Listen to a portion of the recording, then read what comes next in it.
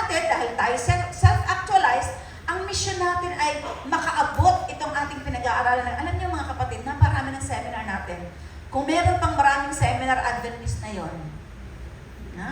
Kagaya ng sinabi ko, kung kayo ay nag-attend ng family to family, kasama ko si Ma'am Tin, ay, ang pag sinabi natin nag-seminar tayo, wag yung para bang sawang-sawa na tayo, parang ma-impatch na tayo sa seminar. Ang nais natin ay, kaya inaalis na natin yung salitang seminar. Okay? This is a worship session. Bakit? Because we would like to experience Christ as we are listening dito sa messages. Yun ang gusto nating maramdaman na uuwi tayo na ngayon dito palang excited na tayo na talagang tayo ay humayo para talagang makinig na mabuti sa mga tao. Ano po? So yan ang ating tinatanaw, maging counseling facilitators tayo. Pag sinabing counseling facilitators, talagang ginagamit natin yung listening skill dahil counseling is more of listening. Okay? More of listening than talking. More of asking than telling. Kasi pagka more of telling na tayo, hindi na yung counseling facilitators.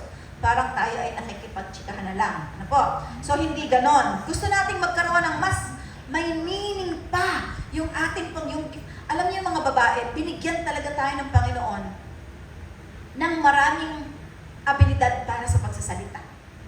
Hindi para magchika-chika lang. Kung hindi gamitin talaga natin yung ating skill, yung gift ng ating pagsasalita para to encourage people. To encourage people. Yun ang magkaroon tayo ng mas lalong makahulugan pa sa atin yung pakikipag-usap natin sa mga tao. Pahalagahan natin yan, sa ating pakikipag-usap. At syempre, pinag-aralan natin kagabi na yung counseling ito ay talagang tutulong tayo. Ito yung isang paraan ng pagtulong, ang counseling. Maaaring iniisip nyo, ang counseling ay para lang dun sa mga nagtapos ng masters or PhD in counseling.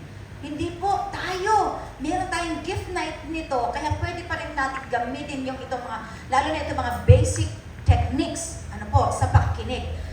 So, atin pong tutulungan yung mga tao. May mga problema sila, meron sila mga burden, may mga alalahanin sila. And, kung hindi natin kaya, there is boundary. May hangganan kung ano yung kaya lang natin. Kapag hindi na natin kaya yung lumalapit sa atin, meron tayong tinatawag na referral. I-refer mo yan sa mas merong kakayanan. Pwede niyang i-refer talaga yan sila sa mga trained counselors o sa psychiatrist kung clinical na yung case niya. Pero kung yung mga simple na kaya natin namang makinig, kaya natin matulungan sila, yun, kaya, and most of the time, ganyan yung mga klase ng tao na nakikita natin, na naka-counsel natin. At ang kahalagahan ng counseling, ang kumbaga ay essence, yung pinaka talaga niyan, kahalagahan ng counseling, ay kapag nakita mo na yung taong kausap mo ay nabago ang buhay. Ang ganda, Parang sabi ko, I'm not worthy to do that.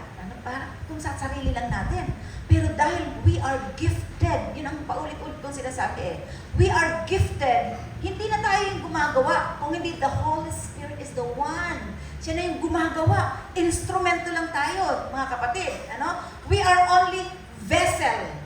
Lalagyan tayo, pero ang Holy Spirit ang nagpupuno sa atin. Kaya as a Christian counselor, isa sa magandang katangian na ating pong linangin as a Christian counselor is humility. Humility. Yung makita sa atin yung kababaan ng loob na, yung bang, pag may kausap tayo, hindi mafe-feel nung kausap natin na expert yung kausap ko, o kaya, ay, makakahiyayan ko. Kaya, alam nyo, kapag, Mom, parang tinitreat ako masyado na special sa mga ko, gumagawa ako ng paraan para maging komportable yung taong yun sa akin.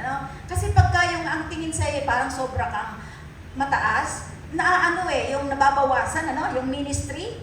May mga tao na nalulunod sila dun sa pagpupuri sa kanila ng tao. Pero nadideprive yung ministry mo sa tao. Kaya mas maganda, you feel comfortable. Kahit ano pa yung natapos natin, pansanlibutan engineer or whatever. Pansanlibutang accomplishment yan, mga kapatid.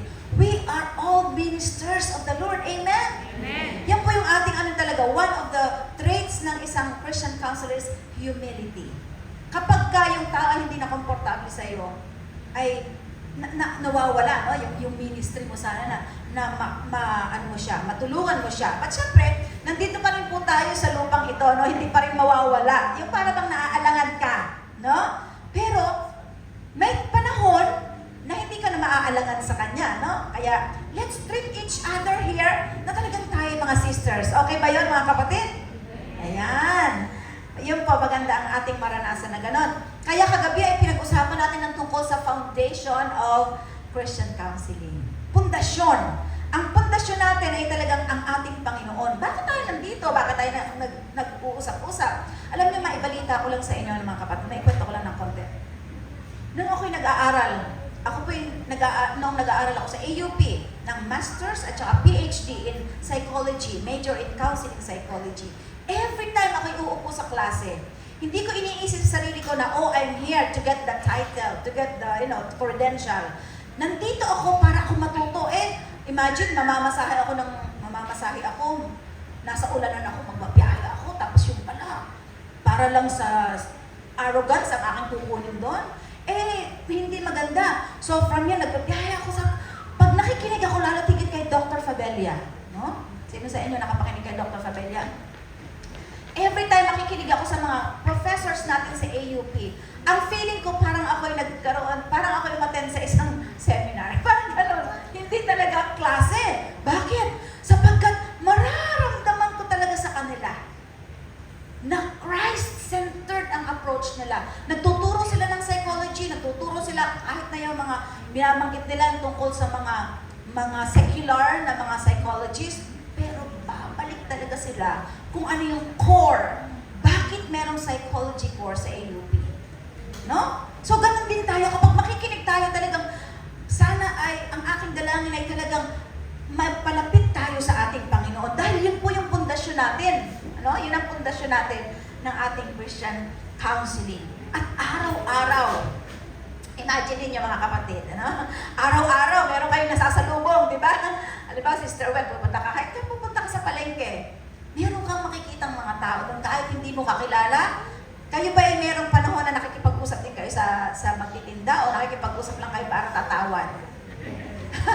Alam niyo, sabi ni Ellen White, every encounter you make with people is a missionary work.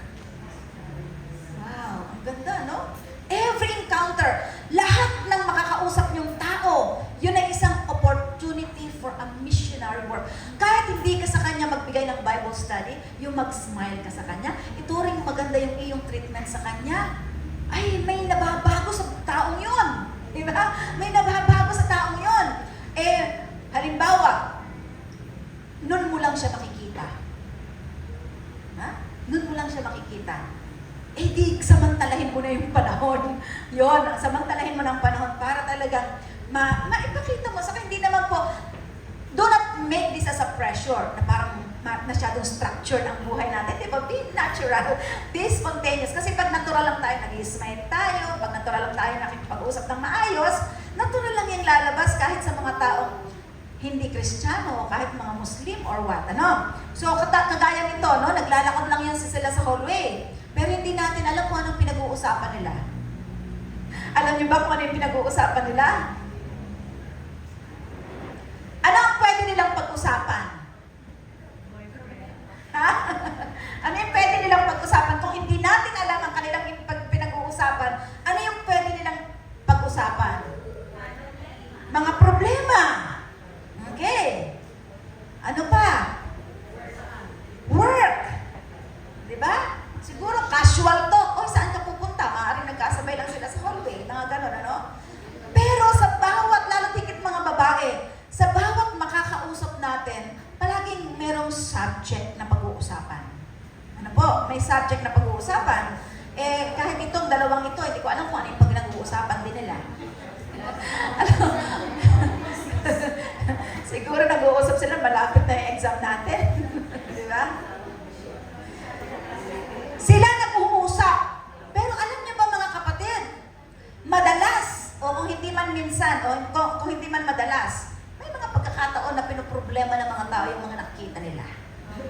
Di ba? Meron ba kayong ganun pa na nakita mo pero namang problema ka? Halimbawa, nagbabiyahe kami malimit eh. Tapos nakaupo kami halimbawa sa airport. Nakikita ko yung nagbabiyahe. Hirap na hirap sa pagdadala. Sabi ko, minsan kay Pastor Gabel, itong pasahero ito, hindi na lang ayusin yung pagdadala niya ng kanyang gamit, di ba? Nakikialam minsan tayo dun sa ibang mga tao na minsan hindi tayo aware. Na hindi tayo nakakatulong mismo sa sarili natin. Kasi pinoproblema natin kung ano yung nakikita natin. Di ba? Minsan may gano'n na tayo ng mga nararamdaman natin. Kaya talagang maging maingat tayo sa ating mga nakikita. Kasi minsan pinoproblema natin yung mga nakikita natin. So, sino namumroblema tuloy? Tayo, no? Mas maganda na kapag meron tayong nakikita, at yun ang aking pinapanalangin, nagiging aware naman ako, sabi ko ba? Oo nga, no? So, minsan, we make fun of it na lang, nagtatawanan na lang kami. Pero mas maganda, isipin mo kung ano yung pwede mong maitulog doon sa nakikita mong taong nangangailangan. Ganun yung counseling eh. Ganun yung counseling. Pagtulong, mga kapatid. So, isipin natin, napag-aralan natin kagabi, na yung counselor tayo ay mga facilitators. Hindi tayo nagsosolve ng problema nila. Tayo yung helper. Helper. Pag sinabing helper, tinutulungan na, gumagawa din yung taong tinutulungan natin. At syempre, ay tinutulungan natin sila na, makahanap sila ng solusyon. Makahanap sila ng solusyon. Pero kapag hindi naman natin kaya talaga yung solusyon na hinahanap niya, ay marami pang pwede natin gawin. Ano po? So, ang sabi sa Galatians 6 verse 2, basahin po natin. Bear ye one another's burdens, and so fulfill the law of Christ. Kapag tayo tumulong sa mga tao, we are bearing each other's burdens. No? One another's burdens. Ang sabi ni Ma'am Atiteo, kay Ma'am Atiteo ko ito kung kilala niyo si Ma'am Atiteo sa college. English teacher yon, English professor. Kinuha ko yung college grammar kay Ma'am Atiteo. Ang sabi niya, anong pagkakaiba ng each other and one another? Hindi ko makalimutan kay Ma'am Atiteo yun. Ang sabi niya, pag each other, dalawa lang kayo. Be kind to each other. Dalawa lang tayo. Love each other. Pero kapag ginamit ay one another, that pertains to all people. Kaya, kahit hindi nag-aral ng college grammar si Apostle Pablo, maganda yung impression sa kanya ng Panginoon, no? Bear ye one another's burden. Okay? Burdens. And so fulfill the law of Christ. Ano ba yung law of Christ? Kapag dinala natin, nagdalahan tayo ng bigat sa isa't isa, ang law of Christ, ano yung law of Christ? Love one another. Hindi sinabi ng Bible na love each other. Kasi each other is only for the two of you. Okay? The couple love each other. The husband and wife love each other. Hindi sinasabing the husband and wife love one another. No. May natutunan tayo, no? Each other and one another. Sa banal na kasulatan, maraming one another rin. Love one another, support one another, forgive one another. One another pertains to all people. Okay? Or another one. Love another one. Okay, so fulfill the law of Christ, meaning, pag sinabing fulfilling the law of Christ, ikaw ay, yung sinasabi ng Panginoon na, a new commandment I give unto you, that you love one another. Ganda. Counseling. When you do counseling, mga kapatid, that is a gesture of loving one another. Mga kapatid. And it is a privilege na tayo maging kasangkapan ng Panginoon sa pagdadala ng Kaya nga tayo nag-aaral para alam natin paano ba dadalhin ang problema ng iba, paano ba ito sinasabi na maging magdalahan tayo ng isa't isa. Okay? So if I would summarize about counseling is more of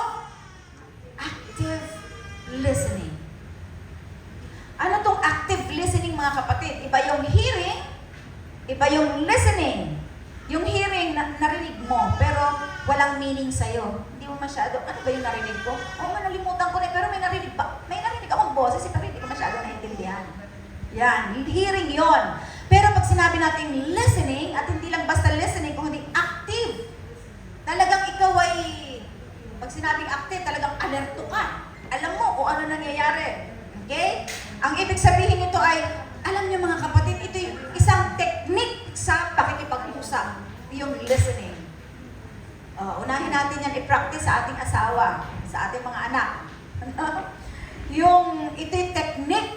Ang sabi dito, tayo ay fully engaged. Pag sinabi natin fully engaged, talagang tayo ay tutok na tutok sa Tagalog.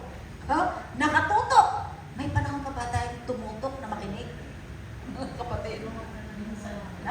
Minsan na lamang, Pero kapag hindi tayo nakatutok makinig, mamimiss natin yung opportunity na gagamitin tayo ng Panginoon para mabago yung buhay ng taong yun. So, bakit kailangan natin maging tutok tayo sa pakinig? Para maunawaan natin kung ano yung mensahe ng tao na kinakausap natin. Dalawa lang yung sa communication, di ba? Isa ay speaker, ang isa ay listener. Hindi tatlo. Baka pag tatlo, mayroon lang interrupter doon.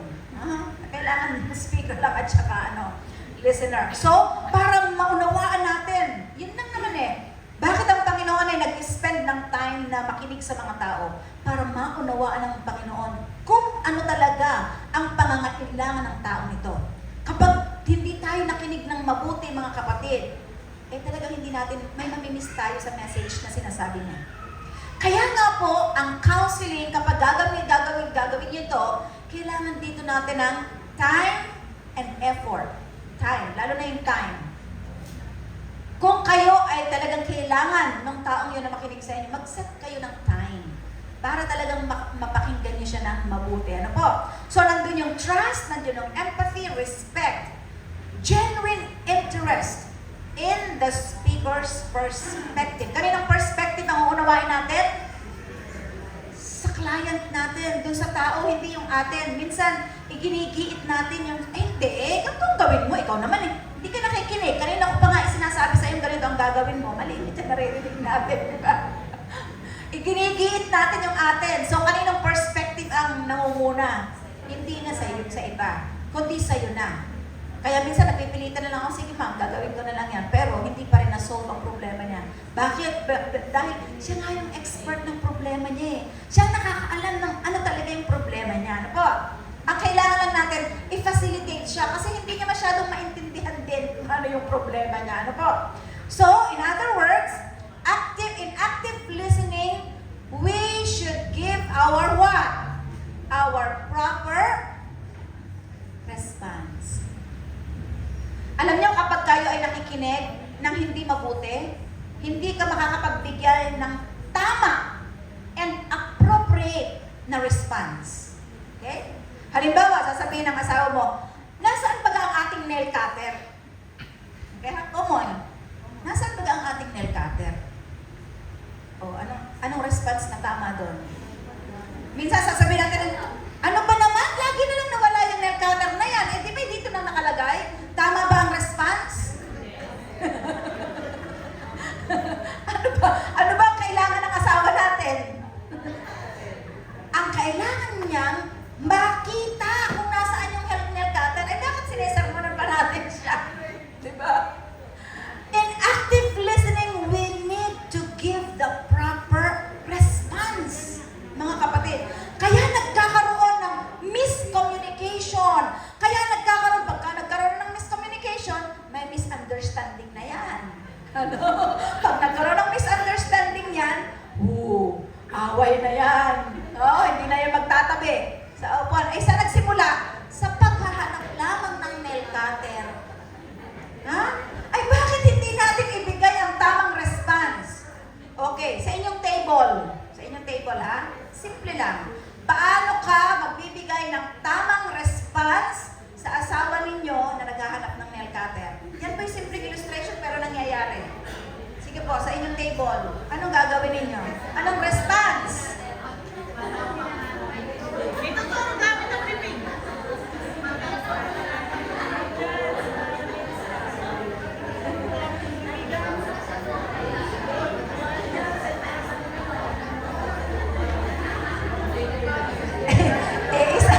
Isang sitwasyon pa lang yan. Maraming sitwasyon sa loob ng bahay. Okay.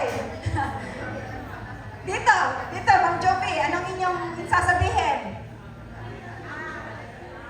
Anong napag-usapan ninyo dyan?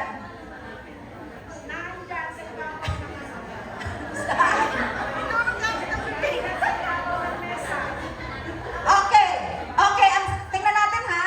Ang sagot nila ay nandyan sa ibabaw ng mesa.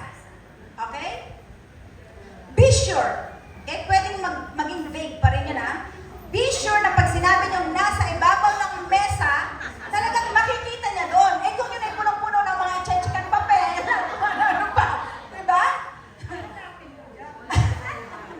Bahala ka lang maghanap dyan sa ibabaw ng mesa. Okay, sige, dito naman. Dito, anong sagot nyo? Meron pa ba tayong microphone? Ito ba pwede? Okay. Ano bang sagot, Ate Mel? Ano yan, ipasa natin. Sabi ko dito, ano ba ginagamit ang paghahanap? Di gamitin mo yung mata mo.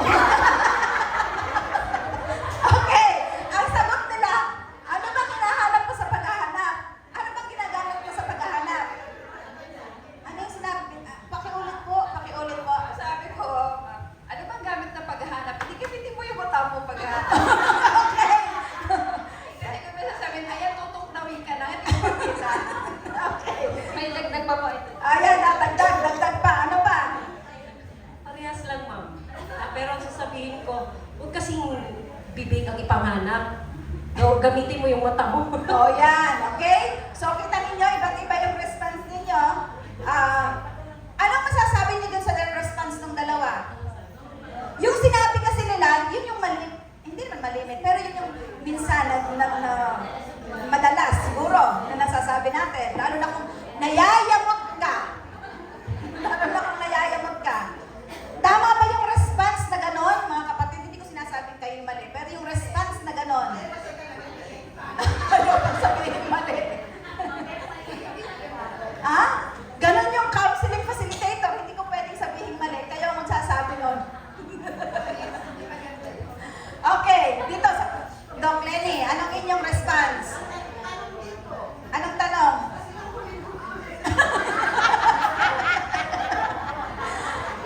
Ay, nako. Natatawa tayo. Bakit? Kasi nakaka-relate tayo. Ang kanilang response, sino ba huling gumamit? Kita ninyo ang mga response natin? Okay, wala pang pumapasa sa response. Susunod. Doon, tinapas Kalamel. Sir Mel, ano dyan? Pareho din, noon. Si Sir Wilma, ano sa iyo? Ang positive sana sa amin, iabot mo na. Okay, abot mo na. Kung alam mo yon, kung nasaan. Paano kung hindi mo rin alam kung nasaan? Okay, so maganda yon. Kung halimbawa, iabot mo na. Sige, next. Okay, ang sasabihin nila, hanapin mo na. Busy ako. Okay? Sa likod po.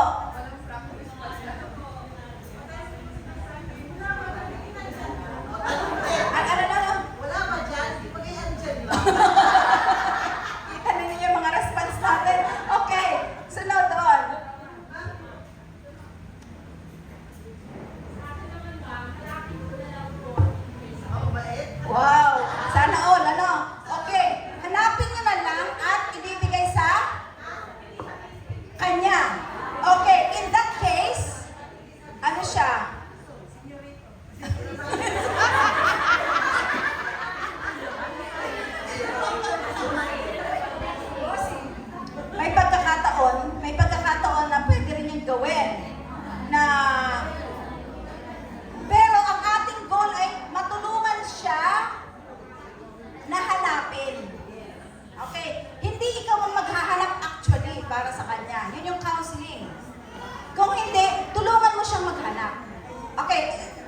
Nila Joy. Anong inyo? And sa amin, ma'am, ay yan po ay lagi namin sitwasyon sa bahay. Ang nawawala po sa amin ay nail cutter, sukla. Yan po ang malimit na nawawala. At kapag tinanong po ako ni Pastor, nasaan ba ang nail cutter? Sabi ko, saan mo ba nilagay? Sabi ko ang aming sagot. So, ang tanong niya, parang it's a challenging question. Napansin niyo? It's a challenging question. Eh, saan mo ba inilagay? Okay. Doon kila, Linel, meron kayo dyan? Anong inyong, Ang sagot daw po, kung wala sa lagayan, baka hiniram ng kapitbahay. okay. Kita ninyo yung response. Kayo ba dyan, Pastor Gavin? RD, anong sagot niyo? RD.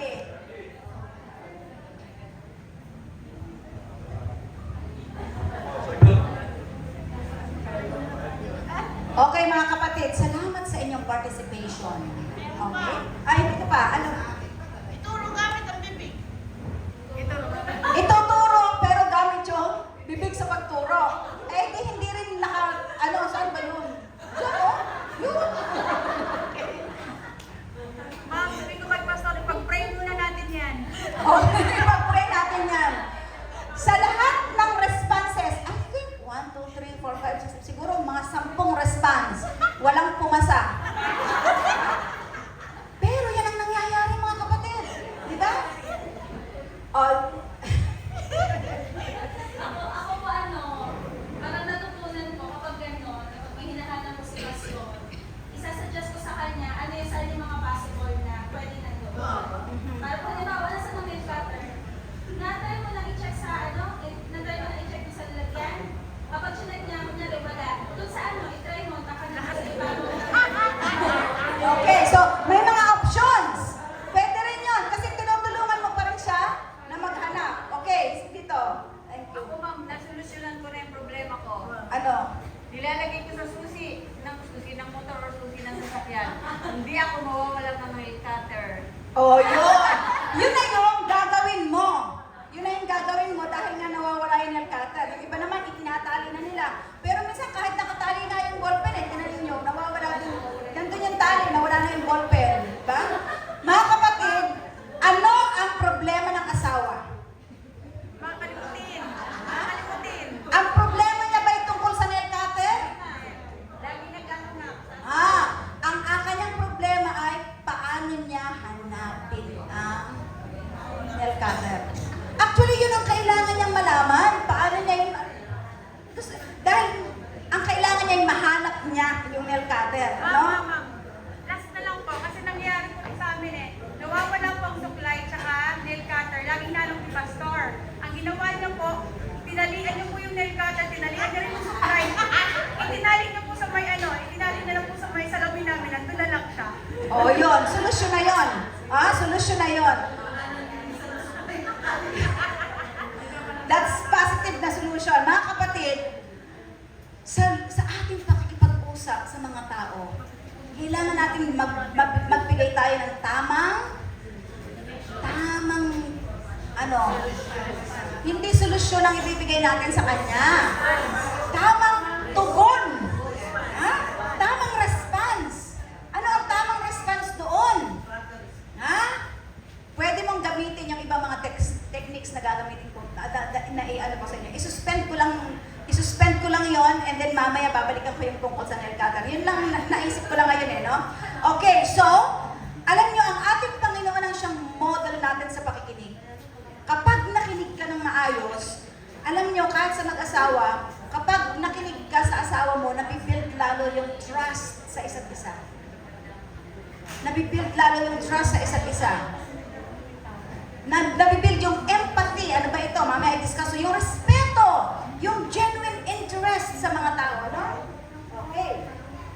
So, nakakapawis pala ang pagtawa. No? Ito po ang nais nating banggitin. Ito ang maganda nating matutunan. Merong 3 bagay na dapat nating matutunan sa counseling. Salamat mga kapatid sa hangin. Okay, una na dapat nating matutunan, mga kapatid. The person is not the problem. Minsan, iniisip natin yung taong to problema talaga. problema? Mga kapatid, ano ang problema kung hindi yung taong yon? Ang problema, The way you respond. the problem is the problem. Ano ang problema ay hindi yung tao. Ang problema ay yung pinoproblema niya. Nakuha niyo? Minsan nagagalit tayo sa tao kasi iniisip natin, itong taong ito, hindi hanapin ng maayos. Kaya ganun yung response natin dahil iniisip natin, problema talaga itong taong ito, may problema yan. Hindi niya ayusin ang paghahanap. Kaya ang response natin, hindi rin maganda. Pero isipin natin na ang problema niya ay yung problema niya. Ang problema ay yung pinoproblema niya. Ano mga kapatid? So yon. And another one is the person is the expert. Binanggit ko na yun sa inyo, no? Siya yung expert ng problema niya. Bakit siya ang expert ng problema niya? Halimbawa, naghahanap siya ng nail cutter. Abay, ang problema talaga ay mahaba na yung kuko niya eh. So, siya yung nakakaintindi ng problema niya. And of course, kailangan ng tulong ng taong yon. So, kapag naghanap ng nail cutter ang asawa niyo, ang kailangan niya ay tulong, hindi puna, hindi mura, hindi galit, hindi kung ano pa man. Kung hindi, ang kailangan niya ay tulungan mo siyang maghanap. Hanapin ang nail cutter. Meron pa ba kayong panahon na sasabihin natin, halika, hanapin natin pareho. That's better. Di ba mga kapatid? Maghanap tayo pareho. Dito ka sa bandang ito, ako dito. Parang i-rate nyo yung bahay nyo. At ang maganda, habang naghahanap kayo, ay tinatanggal na rin nyo doon yung mga hindi dapat. Na, di ba positive? Di ba positive? Kasi naalis nyo pa yung mga dapat na basurang tanggalin doon kasi ay nako yung pala. Nasa basurahan ang nail cutter. Kita ninyo yan? Mahahanap pa yan sa loob ng bahay? May pagkakataon bang ganyan mga kapatid? Naghahanap ako ng kutsilyo, nasa basurahan pala ang kutsilyo. So, wala sanang away eh. Kung mayroong tamang tugon, tamang response mga kapatid. So, mabilis lang ito. Okay? Insert natin yung activity natin. 10 susi. Sino sa inyo may hawak na susi? Gaano kahalaga ang susi sa buhay natin? Ha? Aba, ay napakahalaga. Maliban na lamang na hindi mo sinusian ang dapat na susian. Ano? Pero kung ang susi ay ginagamit natin, mga kapatid, para talaga mabuksan natin ang dapat na ating mabuksan, ay gamitin natin yan. At meron din 10 susi na gagamitin tayo pagdating sa counseling. Ano? So, ang unang susi, ang unang susi, ay ang susi ng pagbibigay ng full attention.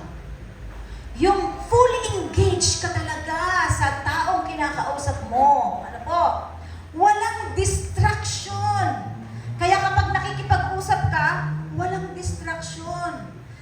Para ma-maintain mo yung eye contact, para talagang maintindihan mo, para makita mo yung kanyang verbal and non-verbal na language. Ano? So, kaya kailangan yung focus. Focus, para hindi maging blurred ang iyong hagip sa mensahe na sinasabi niya. Yan ang unang susi, mga kapatid, magbigay ka ng full attention. Naghahanap ng nail cutter, ay iwan mo muna ang iyong niluluto at hindi naman masusunog pa, harapin ang asawa. Okay, so kailangan mo nail cutter. Teka, saan nga ba nailagay yung nail cutter? Mga ganun lang. Hindi naman kailangan maging napaka-technical ang iyong sagot sa iyong asawa. Ano? Ang mahalaga, talagang matutulungan mo siya at mararamdaman niya na ikaw ay mayroong concern sa kanya. O, di ba? O, di mas lalo pang lalo pa siyang mai-inlove sa'yo. O, di yun. Sabi ng mga kabataan, di yun. Yun. Okay, yung parang ibig sabihin nun, walang distraction, mga kapatid. Ano yung mga distraction natin ngayon? Para makapakinig talaga tayo ng mensahe ng Panginoon. Marami, no? I-set aside muna natin yung mga cellphone natin dyan. Okay? Kasi avoid interruptions. Baka may mamiss tayo eh. Okay? So, yun ang unang susi. May tanong ba dun sa unang susing yun? Madali ba yung gawin? Ha? Ipanalangin natin. May issue ba kayo sa number 1 na susi? Yes. Yes, minsan may issue tayo dito. Minsan wala tayong panahon. Ano yung mga balakid para magpakabigay tayo ng full attention? Ha? Ano yung mga balakid? Workload. Marami tayong ginagawa eh. Ang dami-dami natin tayo. Alam nyo, binanggit ko na ito dati. Pero babanggitin ko ulit. Doon sa mga nakapakinig dati siguro na, hindi ko alam kung saan kong binanggit. Para sa mga kababaihan.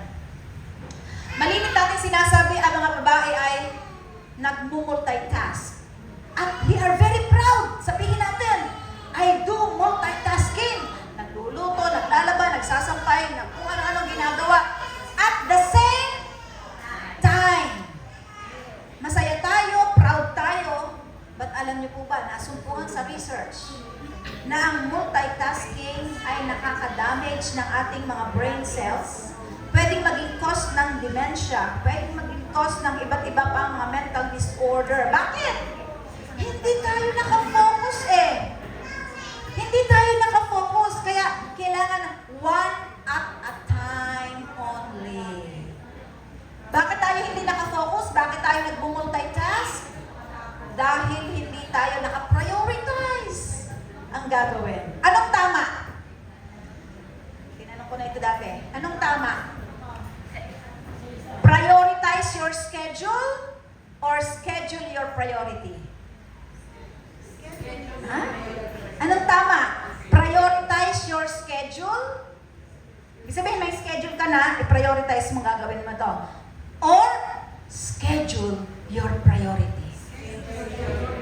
Tama kayo. Para hindi tayo mag-multitask. I-schedule natin kung ano yung mga priorities natin. Ano yung mga priorities natin? What is most important and most urgent? Kasi merong most important, less urgent naman. Pwede namang bukas pa yon. Pero most important. It's a matter of organization, mga kapatid. So, the key word here is focus. Focus. Yan. Pangalawang susi. Wala tayong panahon para i-discuss lahat, maraming yan. Pero, at least maintindihan natin. Showing empathy. Okay. Ano ibig sabihin ng empathy, mga kapatid? Narinig niyo na ba yung salitang empathy? Sa counseling, sa psychology, lagi niyo yan maririnig. Salitang yan. Sikat na sikat yung salitang yan. Empathy. Putting yourself Yeah. Putting yourself into one into another shoes down, no? So, yes, being able to understand the person's emotions and feelings associated with their message. Kapag hindi mo naunawaan ang mensahe na ipinaabot niya sa'yo, baka kulang tayo sa empathy. Hindi natin masyadong naging na-focus tayo. Kulang tayo sa focus. Dahil kulang tayo sa focus, hindi natin nailagay ang sarili natin sa kalagayan niya. Ano bang ibig sabihin ng empathy? Seeing the world from their point of view. Okay? Parang you are entering into his frame of reference. You know?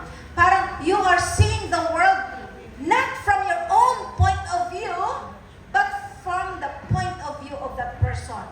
Yung sinabi kanina ni Sir Lazel, putting your feet in someone else's shoes. Pero dinadagdagan ko yan. Sabi ko, when you put your feet into someone else's shoes, be sure that you have your socks with you.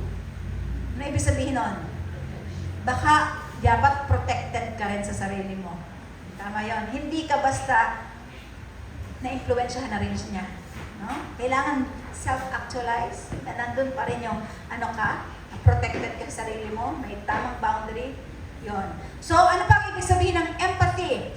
Listening without judgment. Yan ang ibig sabihin ng empathy. Kapag minsan nakikipag-usap tayo, meron sinasabi siya na hindi natin nagugustuhan.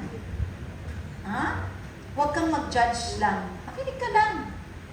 Makinig ka lang sa sasabihin niya. Walang judgment. Bawal ang judgment sa counseling, mga kapatid. ang sabi dito ay, pinipick up mo yung mga verbal and non-verbal cues. Okay yung verbal, yung sasabihin niya.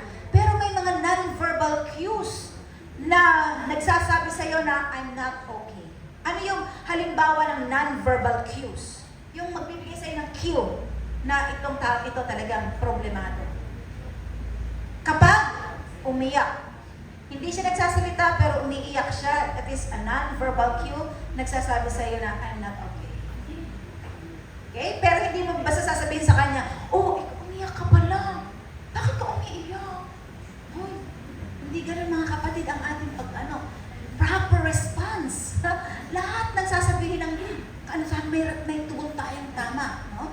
Makinig ka lang, tingnan mo lang yung kanyang pag-iyak muna, and then nandun ka, yung presence mo nandun, ano? And then, meron akong sasabihin sa inyo mamaya na iba pang response na pwede. Ang mahalaga, dito, may empathy ka, yung kung umiyak siya, nakikita mo yon na hindi mo man exactly nararamdaman, pero ina-acknowledge mo yung kanyang pag-iyak. Huwag nating sasabihin na, maliit na bagay lang, iyak ka ng iyak, saan naman yung luha mo? Ha? Kapag gano'n, you are invalidating. Yung kanya, hindi ka nag-empathize. Kasi, ginajudge mo siya, o kaya ini-interrupt mo siya. Hayaan mo lang siyang umiyak, dahil feel na feel talaga niya yung pag-iyak niya. Di ba? Okay. So, another is, yan, acknowledging and validating the other person's feelings and emotions. Para sa'yo, valid yung pag-iyak niya. Para sa'yo yung pag-iyak niya, hindi simpleng bagay. Iniisip mo na yung pag-iyak niya, talagang may kahulugan. Bakit siya umiiyak? Hindi, wag mong isipin sa sarili mo na, drama naman itong babae.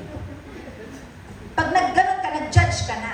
Nawala na yung empathy. Hindi mo siya, magiging mabablock na yung pagtulong mo sa kanya. Hayaan mo lang siyang umiyak dahil meron siyang reason sa kanyang pag-iyak. Yun ang empathy. Maramdaman, i-acknowledge, tanggapin mo lang na meron siyang gano'n na mga behavior. Halimbawa, ano pa? Ina-acknowledge mo yung kanyang feelings and behaviors through verbal and non-verbal affirmation. Paano mo sasabihin na nag-empathize ka talaga? Pwede mo, okay. Yun. Simpleng ganun lang response, mga kapatid. Hindi na kailangang mahaba ang response natin. Yung iyong full attention is already a gesture of empathy. Okay.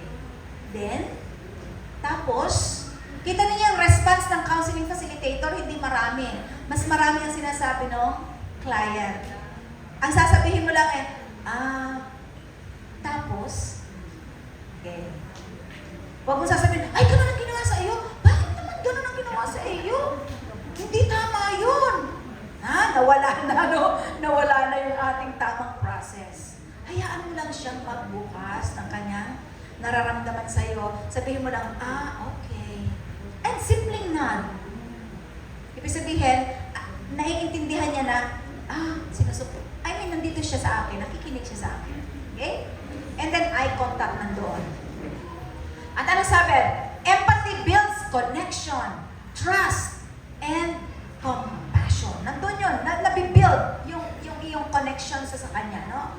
Trust and compassion. Wala tayong masyadong time para, kasi itong subject ng empathy, pwede itong i-discuss ng 1 oras o 2 oras. Pero marami pa tayong susi, ano? Pero anyway, meron pa tayong exercises na gagawin mamaya. Ang example, ang model natin ng empathy, walang iba kung hindi ang ating Panginoon. Since ang ating Panginoon ay nakipag-usap kanino? Sa Samaritan woman. Makikita niyo ba yung engagement ng Panginoon sa pag-uusap? Okay? Nakita niyo ba yung full attention niya dito? Nakita ba natin dito yung focus niya? Okay? Nandoon. Paano mo makikita na ang ating Panginoon talagang nagpakita ng empathy sa babae? Mababasa natin yan sa John 4, 1-42. Alam nyo, kung hindi nagpakita ng empathy ang ating Panginoon sa babae, hindi na bago yung buhay ng babae. At hindi rin siya maaaring umalis na siya. Hindi pa tapos ang makikipag-usap, ay umalis na siya. Pero nandoon ang in-acknowledge ng Panginoon ang babae sa sa kanyang pakikipag-usap.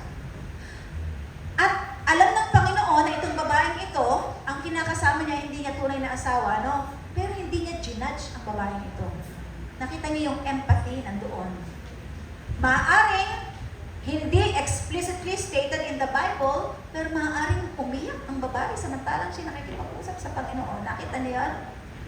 It's unwritten here, pero nandun yung emotion niya eh. Lumabas yung emotion ng babae. And the Lord validated that. Hindi niya yun ginudge. Kung hindi nandun yung kanyang presence, nandun yung empathy.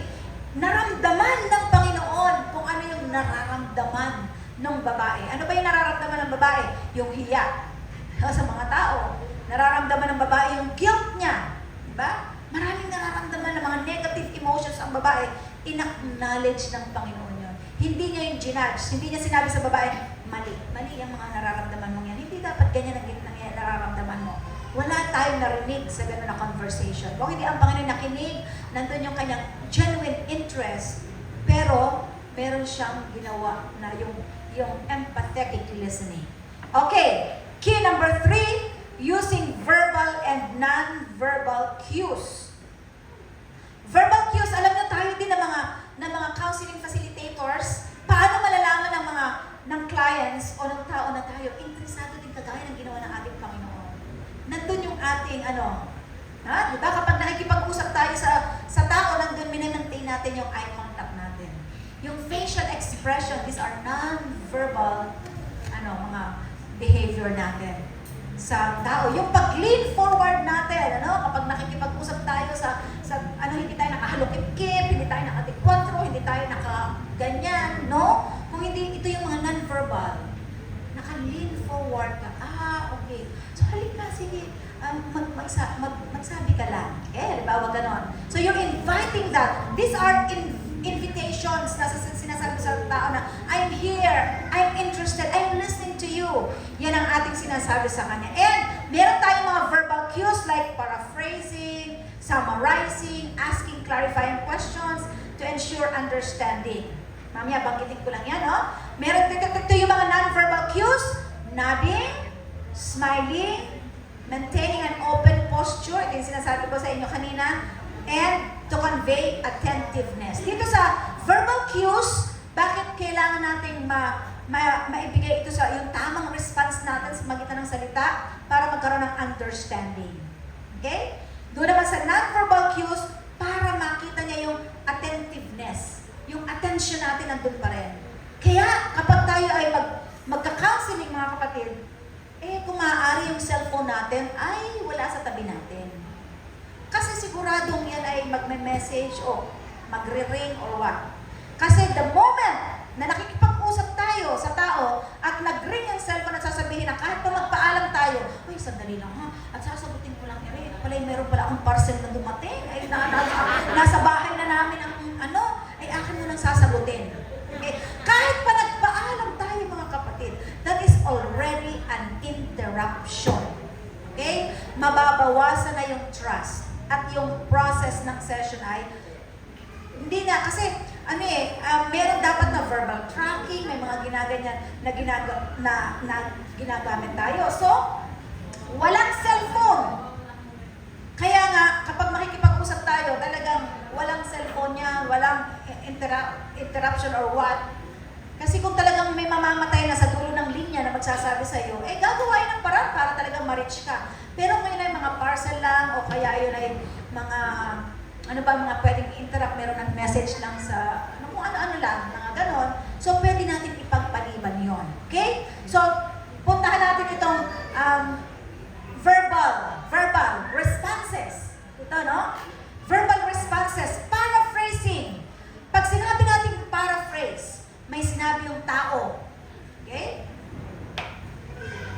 Halimbawa, sinabi ng tao, may problema talaga ako dahil kayo nga magbigay sa akin ng problema na binabagit sa inyo ng mga tao. Pwede ako magbigay, pero I want your participation. Nabuntis ako. Ha? Dahil nabuntis ako. Okay, nabuntis ako. Nabuntis ako. Pag sinabi sa inyo, tip. Okay, tip. Dahil self-actualize tayo mga kapatid, ha? Kaya inuna ko kanina yung self-actualization, kagabi pa. Dahil self-actualize tayo, hindi tayo maki-carried away. Mom, gusto ko pong sabihin sa inyo, buntis po ako. Ha? Kailan pa yan? Alam na ba yan ang parents mo? Oh, nagpanik ka na. Eh, ikaw parang ikaw na yung dapat natulungan. Kasi mas grabe pa yung reaction mo kaysa dun sa nagano. Kapag gano'n, normal lang, chill lang. Ah, okay. So, makinig ka lang sa sinasabi niya. Minsan hindi mo na kailangan mag-respond kahit yung simple pause, pero nandun yung eye contact, magpapatuloy na yan na magsabi sa'yo. Okay? So, paano mo ipa-paraphrase yung sinabi niya, Ma'am, ano po, by table ito Ma'am, pero bago mag-table ako, bibigyan ito bago kong bigyan yung sitwasyon. Ang ibig sabihin pala ng paraphrasing ay restating the person's words in a concise and clear manner. Pag sinabing restate, babanggitin mo lang kung ano yung binanggit niya sa'yo. Sa isang maikling paraan. Hindi mo dadagdagan, walang dagdag. Pwedeng may bawas, pero hindi nawala yung meaning. Okay? Halimbawa, it sounds like you're feeling overwhelmed by your workload. Kung itatagalog ko, sabi ng counselor ay, parang nahihirapan ka sa bigat ng trabaho mo. Parang ganun, ano? Bakit ko nasabi yun? Sinabi ko lang naman yung sinabi niya. Ano? Ang sinabi niya sa akin, Ma'am, grabe talaga yung trabaho ko. Wala na akong time. Pagod na pagod talaga, Ma'am, ako. Ganyan. Marami na siyang sinabi sa'yo. I-restate mo lang. So, parang sinasabi mo na nahihirapan ka sa trabaho mo. Ganun lang. Di ba? Ni-restate mo lang yung sinabi niya. Ano po? Wala kang idinagdag. At anong magiging response niya? Ganun talaga, Ma'am. Ganun po. Kahit one sentence lang sinabi mo, o two sentences, doon sa mga sinabi mo, parang nakikita ko na nahihirapan ka sa mga trabaho mo, sa maghapon na ginagawa mo. Meron ba akong idinagdag doon? Hindi ko naman sinabi sa kanyang, alam mo kung bakit sa pakikinig ko sa iyo, kaya ka nahihirapan? Kasi hindi mo masyadong na-manage. Dapat ikaw ay in-schedule mo ang iyong trabaho. Sino lang ang expert doon? Ikaw lang naging expert. Hindi na siya. Restate! Okay. Ano tayo? Exercise. May tanong ba sa restating? Babanggitin mo lang ulit yung sinabi niya. Kaya nga, restate. Babanggitin mo lang din ang sinabi niya para maramdaman niya na naiintindihan mo kung ano yung napakinggan mo sa kanya. Okay, ito ang sitwasyon. Ma'am, meron po talaga akong problema kasi 3 months na po yung tiyan ko, hindi ko po nasasabi sa magulang ko. Hindi na po ako makatulog. Tapos, hindi na rin po ako makakain. Alala po ako. Okay, yun lang Okay, restate. I-paraphrase mo yung sasabihin ko. Ulitin ko. Ganito yung sitwasyon. Ma'am, may problema po talaga ako kasi 3 months na po akong buntis. Hindi ko po masabi-sabi sa aking magulang. Hindi po ako makatulog. Hindi po ako makakain. Hirap na po ako, Ma'am. Okay, restate that. Sa table ninyo, paano nyo ipaparaphrase yung sinabi ng client nung may problema?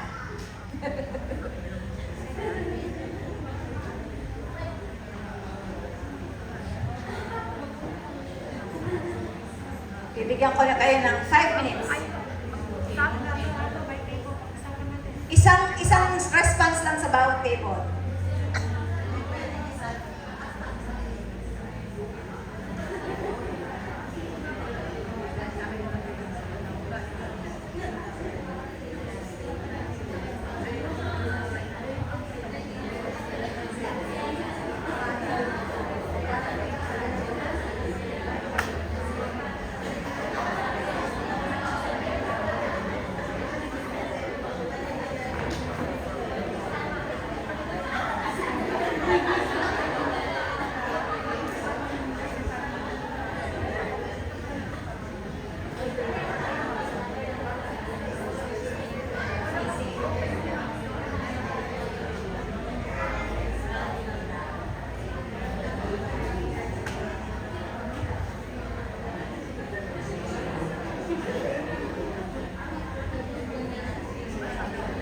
Sorry, 2 minutes lang pala kasi di ba tapos na eh. Para magawa pa natin yung ibang.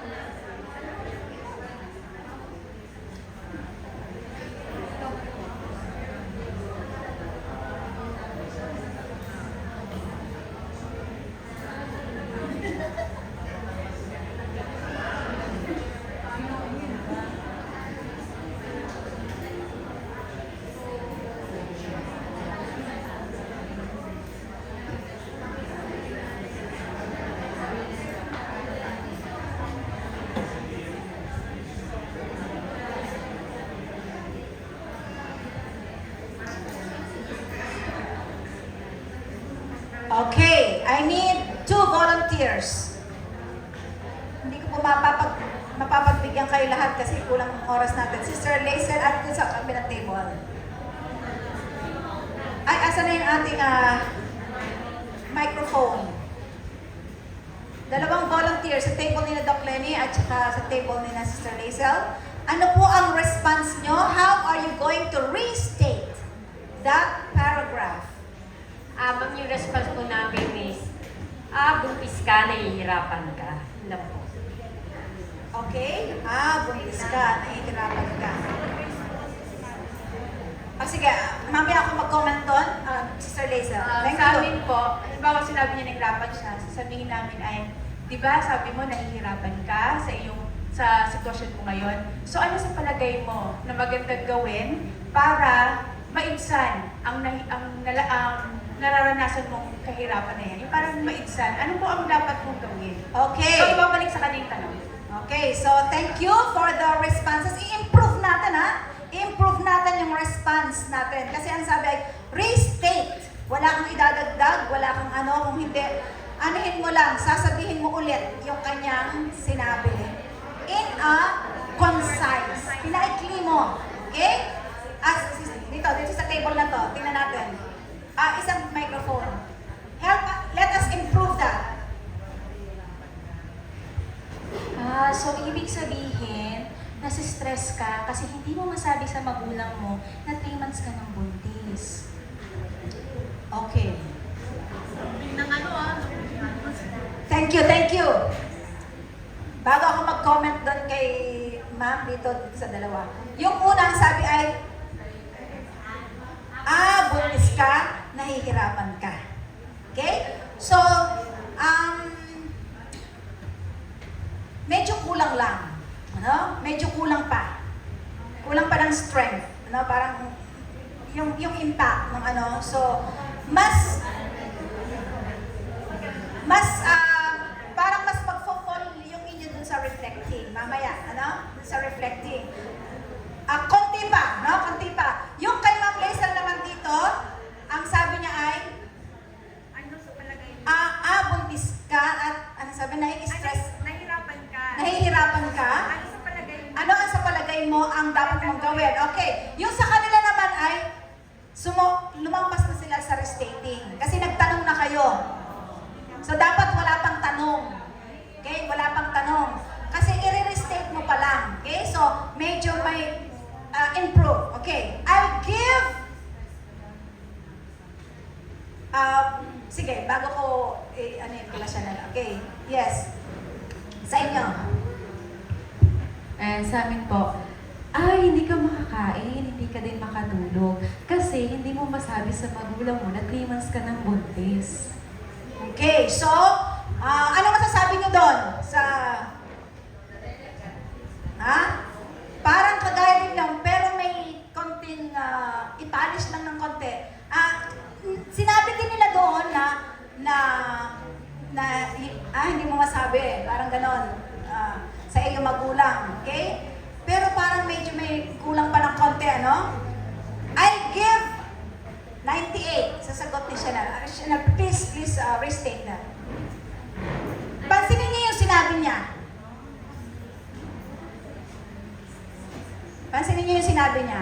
Ibig sabihin, nai-stress ka kasi hindi mo masabi sa magulang mo na 3 buwan ka ng buntis. Parang may kulang, may sinabi ko pa kanina isa. Hindi na niya natandaan. Kasi gusto ko yung una mong sinabi. Nai-stress ka. Okay? iyong magulang na 3 buwan ka ng buntis. Okay, yung pagsasabi niya ng word na stress, that gives a strong ano sa kanya. Kita niyo yung message dun sa response? Actually, yung inyong mga response ay okay naman, pero may kulang. Okay? May kulang. Doon sa sinabi. Doon sa kabila, sinabi kanina, maganda rin yung sa kabila na sinabi niya, pakiulit. Maganda rin yung sinabi. I'll give a good grade din sa sinabi niya kanina.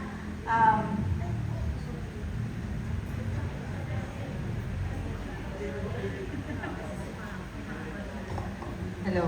Kasi sinabi niya po na hindi siya makatulog, hindi makain. Sasabihin, hindi ka makakain at hindi ka rin makatulog kasi hindi mo masabi sa mga magulang mo na 3 months ka ng buntis. Okay, yes. Pwede din yon. Pwede yon. Pwede rin yun yung kanyang sinabing yon.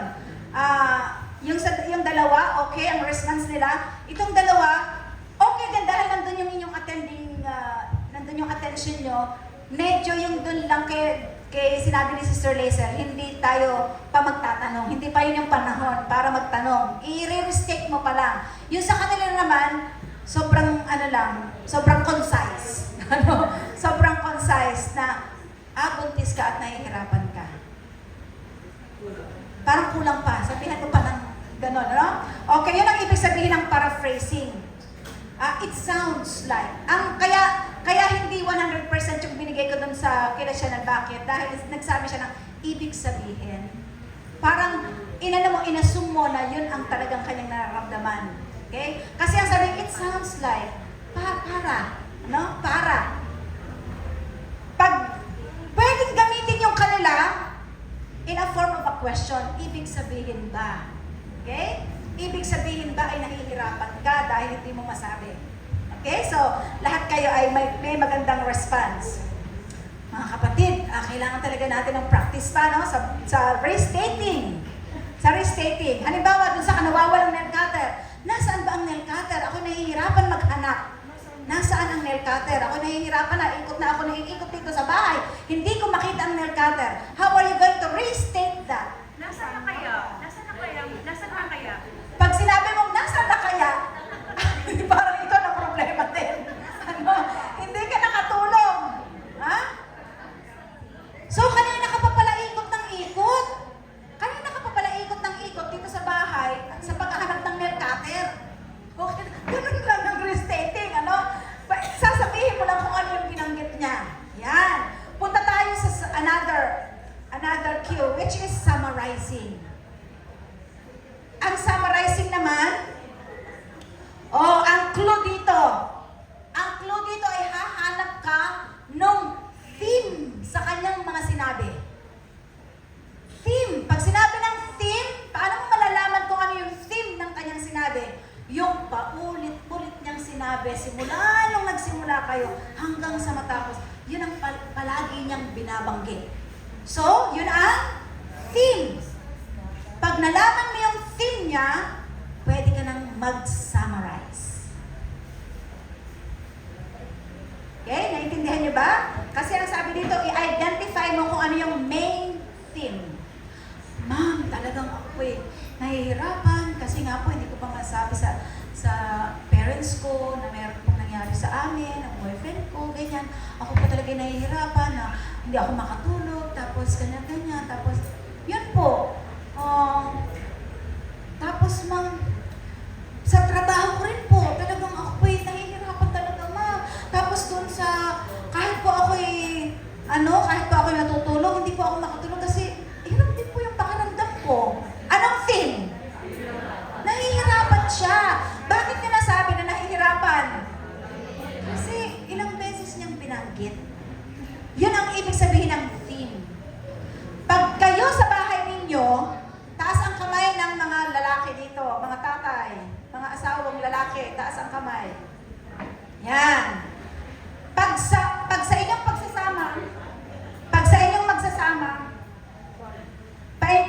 magsasama, ang malimit banggitin ng inyong asawang babae ay tungkol sa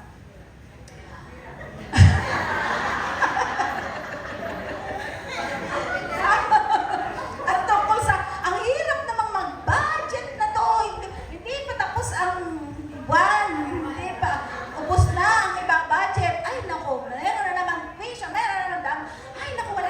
tayong bigas. Ay, walang ganyan-ganyan. Ang dami. Laging malimit. Okay, malimit. Ganon ang inyong naririnig sa asawa nyo, mga asawang lalaki.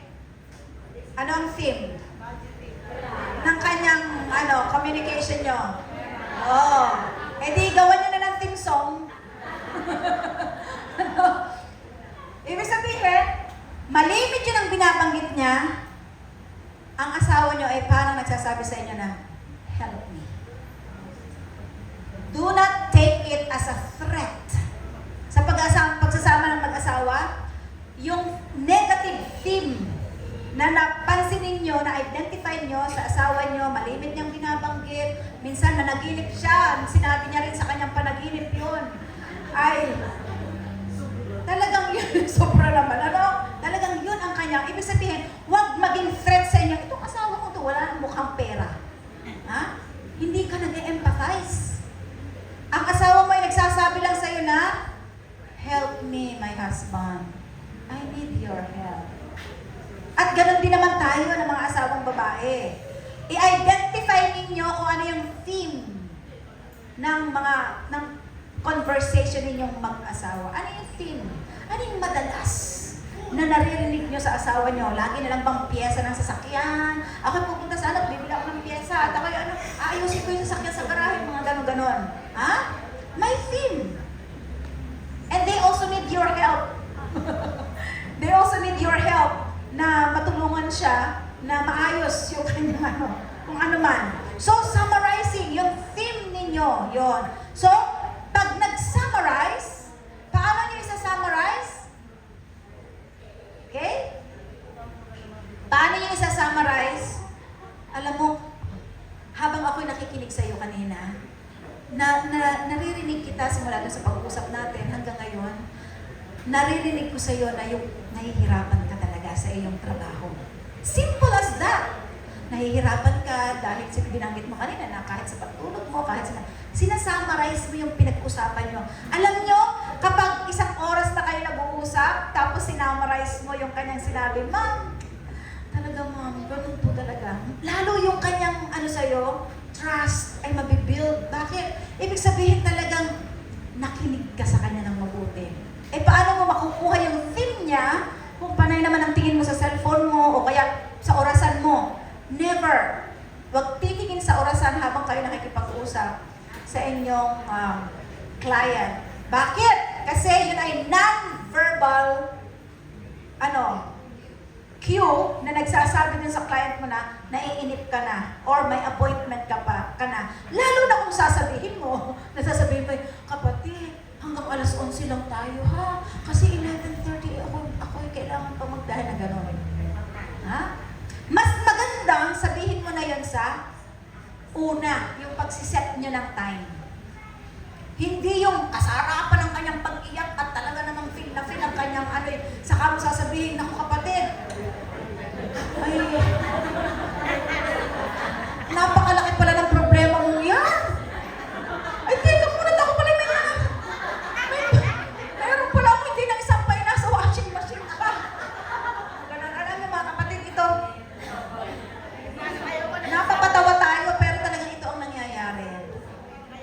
Response. Yan, so summarizing. Next key, number 3. Naku, number 3 pa lang tayo. Pero may time pa naman tayo. Using verbal and non-verbal cues. Yan na nga yung, asking, Number 3 pa pala tayo. Asking clarifying questions.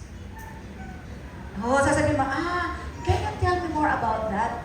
Kasi hindi mo masyadong na-gets. Sabi ng mga kabataan. Hindi mo masyadong na-gets yung sinabi niya. Sasabihin mo, pwede bang pakiulit mo nga yung sinabi mo? Katulad ng sinabi ko kanina, no? Mahirap mag-comment kasi hindi ko masyadong parang meron akong na-miss. So, clarify that. Okay, sabihin mo, tell me mo, pakiulit mo nga yung sinabi mo kanina. Parang meron akong hindi nakuha. Yan. Kina-clarify mo. Ang ibig sabihin mo ba ay, nahihirapan ka talaga? Or, hindi na siguro ganun eh. Ang ibig sabihin mo ba ay, wala kang ibang naiisip na paraan para ikaw ay talagang makapagsabi, like something like that. Kina-clarify mo. Kasi nahihirapan siya di ba? Pag yung wala na siyang, o kaya ay meron ka bang ibang naisip na paraan, parang ganon. Pero that's clarifying. Okay, suspending judgment. Ito na yung sinasabi ko sa inyo kanina, hindi ko na kailangan masyadong ipaliwanag na kapag nakikinig tayo, isuspend muna. Bakit isususpend? Kasi mamaya yung judgment. Kasi sa conclusion, malalaman mo rin kung ano ibig sabihin. Ano? So, i-withhold mo muna yung meron kang premature na conclusion. Huwag mo muna sabihin na, itong babaeng ito, siguro matigas ang ulo nito, kaya hindi pa sa makapagsabi sa magulang. Oh. Walang judgment. Isuspend mo lang yon. Malalaman mo sa inyong pag-uusap na, ito pala yung problema niya. Bakit nahihirapan siyang magsabi sa kanyang magulang? Ano? Okay. Number 5, key na tayo. Reflecting feelings and content. Ito yung isang madali lang din to sana.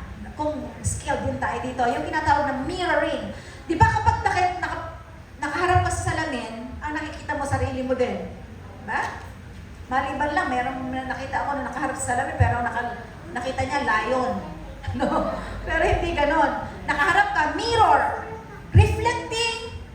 Ibig sabihin, ibabalik mo lang sa kanya yung kanyang sinabi. Not summarizing, not paraphrasing, ibalik mo lang sa kanya. Yun yung kanina sa kanila. Nahihirapan ako. Nahihirapan ka. Reflecting. Diba? Huwag naman paulit-ulit. Ano ba naman si Ma'am? Kaya na pa sinabi nahihirapan na nga eh. Kaya ko pa Ma'am yung tanong mo nahihirapan ka? Hindi. Mga isang beses lang. Ano? Halimbawa, Ma'am, alam mo, ang dami ko talagang bayarin. O, reflect. Marami kang bayarin. Ano pa? Huwag mo sasabihin, sana mga babayaran mo? Ano ba mga utang mo? Wala kang pakialam kung ano yung mga utang niyang yun. Ang kailangan mo tulungan siya kung paano niya yun mapangasiwaan yung kanyang damdamin na nahihirapan siya. Reflecting, no? Mirroring. Ibabalik mo lang sa kanya kung ano yung sinabi niya. Pag sinabi mo, halimbawa nanliligaw, alam mo talagang, pero hindi naman counseling yun, ano? Kung halimbawa nanliligaw. Halimbawa, sasabihin mo, alam mo Ma'am, talagang, mahal na mahal ko po talaga siya. Halimbawa, nagpapa-counsel sa'yo kasi meron siyang nililigawan. So, binabanggit niya sa'yo na, alam mo Ma'am, mahal na mahal ko po talaga yung babae yun. Reflecting. Kahit hindi magsimula sa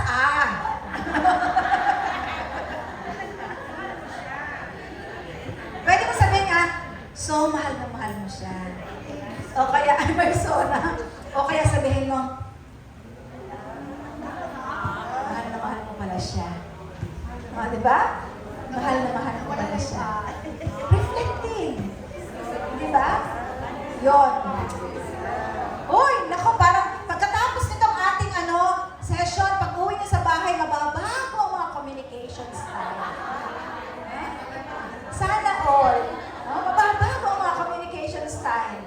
Para lang sa gano'n ay magiging wag naman yung, darling, wala na akong pera. Wala ka ng pera. Isa lang yun sa ginagamit. Pero, dapat mag-come up kayo doon sa talagang magiging solusyon niya. Kasi part lang yun ang process. Okay? So, reflecting. Number 6, avoiding interruption. Yan na nga. Sinabi ko na sa inyo kanina na huwag kayong kung ano-anong sinasabi nyo, interrupting a speaker. Wala nang ganon. And ito mahalaga, asking open-ended questions.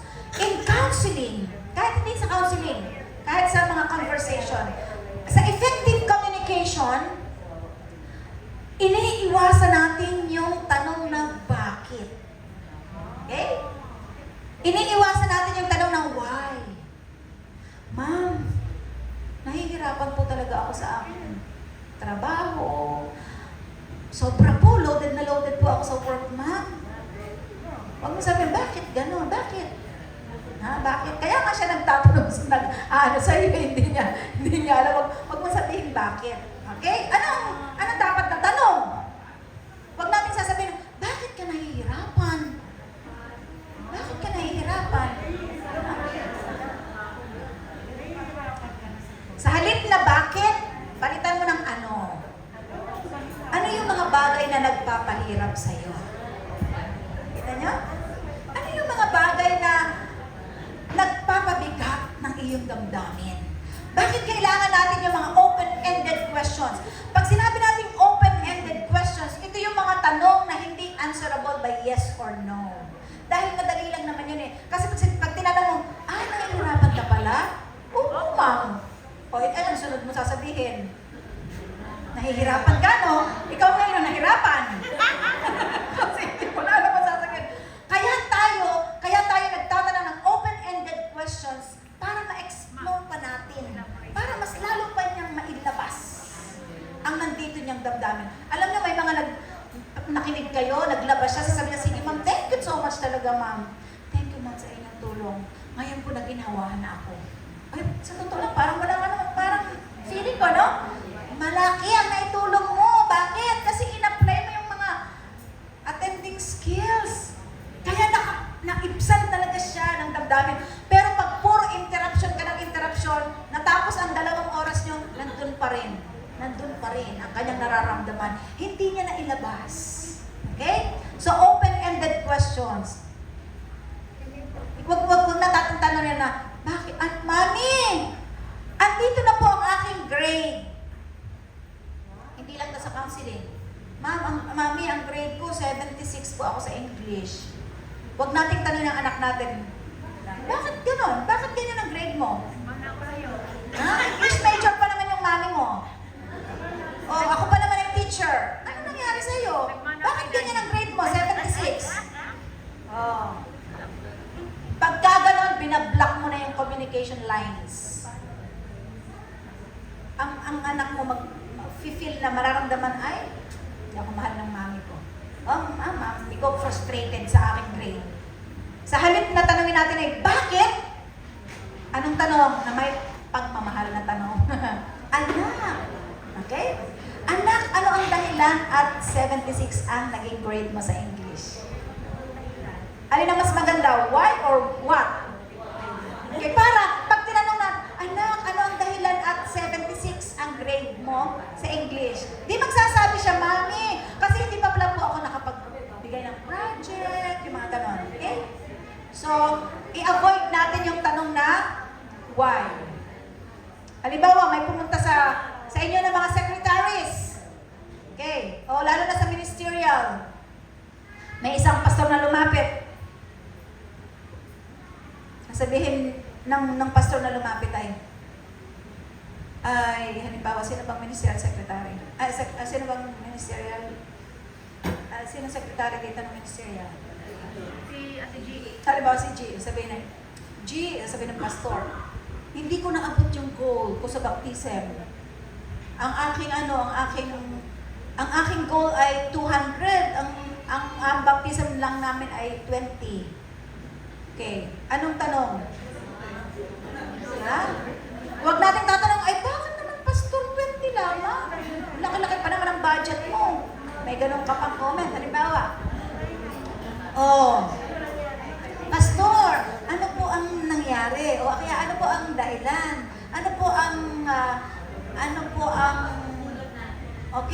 mga pagkukulang? Halimbawa, gusto niyo bang tanongin ang pagkukulang? Huwag nating tanongin kung ano yung pagkukulang. Tanongin lang natin ano ang nangyari. Okay. Ano ang dahilan? Di magsasabi siya, hindi natin tatanungin, bakit naman ganyan, pastor? Hindi ganon. So, ganon yan. And, ganyan ang tanong ng Panginoon ni Jesus. Ang tanong ni Jesus dun sa blind man, what do you want me to do for you? Hindi niya tinanong na, bakit ka ba lumapit sa akin? Hindi tinanong ng Panginoon yun, di ba? Sa mga bulag. Tingnan niyo yung mga sagot ng Panginoon sa Bible. Hindi siya nagtatanong ng, may nagtatanong din siya ng why, pero napaka-ano lang. Hindi malimit. Malimit niyang tanong ay what? Ano ang magagawa, ano ang gusto mong gawin ko sa'yo? Or, ang tinatanong pa ng iba ay katulad ng tanong ng Panginoon kay Solomon, di ba? Ano ang gusto mo? What do you want? Ano ang gusto mo? Anong kahilingan mo? Di ba? Ganon din ang tanong ng Panginoon dun sa lawyer. Kay Nicodemus, anong sabi doon? What is written in the law? How do you read it? Alam niyo, ang Panginoon, kapag nagtanong siya, talagang mag-iisip yung mga tao. Okay? At ang Panginoon, talagang maganda yung response niya. Di ba? Sinabi ni Nicodemus, love the Lord your God with all your heart, with all your soul. Ang sabi ng Panginoon ay, you have answered rightly. Tama. Tama. Sa ating pakipag-usap, pag maganda yung sinagot ng ating kausap, sabihin mo, good. Okay yan. O kailangan natin i-affirm, mga kapatid. So, second to the last is positive reframing. Very important. Asking the client to view the issue from another perspective. Positive reframing. Parang picture frame. Di ba? Ano ang makikita natin sa picture frame? Siyempre, picture. Anong klaseng picture ang nandun? Maganda ba o pangit na picture? Siyempre, pangit. Halimbawa, sabihin natin, i-reframe mo siya ng mas maganda. Tapos lagyan mo siya ng magandang picture. Yan. Positive reframing is find something good, find something beautiful in the situation. Halimbawa, nag-usap na kayo ng bata na nabuti, sabihin mo, so, sa mga pangyayaring ito, ano yung lesson na natutunan mo? That is positive reframing. Para hindi siya nakatuon lang doon sa hirap na lagi niyang sinasabi kanina pa. Hirap na ako, ma'am. Sa pag-facilitate natin, pwede natin tanungin siya, sa pangyayaring ito, ano yung lesson na iyong natutunan? Okay? Para mag-focus siya dun sa lesson, hindi siya nakafocus lang dun sa negative na nangyari sa kanya. O kaya sabihin mo na, ano yung pwede mong masabi na kahit nangyari ito sa akin ay meron pa rin maganda na natutunan ako. Parang ganun. Ano po? So yun yung tinatawag na positive reframing. Hindi mo binabago yung sitwasyon, hindi mo binabago yung istorya, pero kumukuha ka kung ano yung maganda doon. Ano? And last is, hindi pa pala last. Keeping confidentiality. Kung ano yung inyong napag-usapan, huwag nyo namang sabihin dun sa kapitbahay. No? O kaya huwag nyo sabihin kung kani-kanino man. Dahil baka yung mapagsabihan nyo hindi marunong mag-keep ng confidentiality. So, pwede nyo ikwento din, pwede huwag kayo magbanggit ng tao. Halimbawa, alam mo, meron ako nakausap, ganito yung problema niya. Sa tingin mo ba tama yung ginawa ko? Pwede mong sabihin yun, ano? But you still keep the confidentiality. So, huwag ka magbigay ng clue kung sino yung taong yon. Yun lang issue ang pag-usapan natin. So, giving the clients an assurance that whatever transpires in the conversation is kept confidential. Ilang minuto na lang po meron ako. So, mga kapatid, hindi mo lang i-keep ang confidentiality kung ito ay, kung halimbawa yung kausap mo magsusuicide na, o kaya talagang meron siyang binabalak na hindi maganda sa buhay niya, kailangang malaman niyo ng kanyang pamilya. Ano po?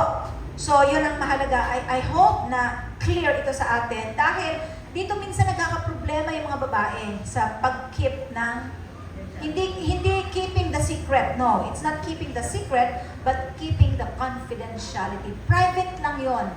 Na yun lang, kayo lang nakakalam. Kaya yung handshake ng mga counselors ay ganito. Okay? Kapag kayo ay tapos na, makipag-handshake kayo dun sa inyong client, ganito, hindi ganyan. Kasi that means that ipaliwanag mo sa kanya na this is between you and me only. Okay?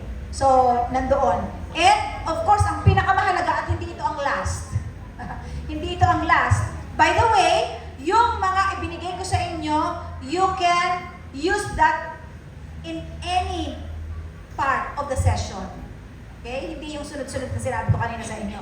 So, ito ay hindi ito ang katapusan, leading clients to the Master Counselor, Jesus Christ. Kaya ito yung Christian counseling.